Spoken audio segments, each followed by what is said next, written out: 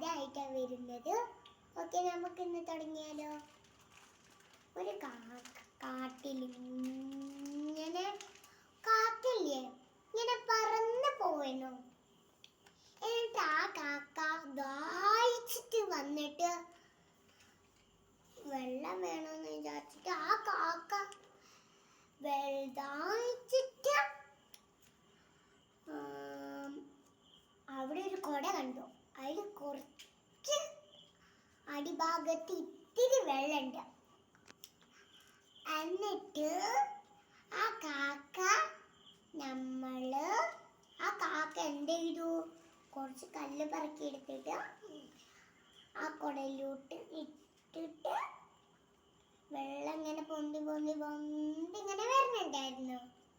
എന്നിട്ട് ആ കാക്ക സന്തോഷത്തിലൂടെ കുടിക്കാം. ഓക്കെ, ഇന്നത്തെ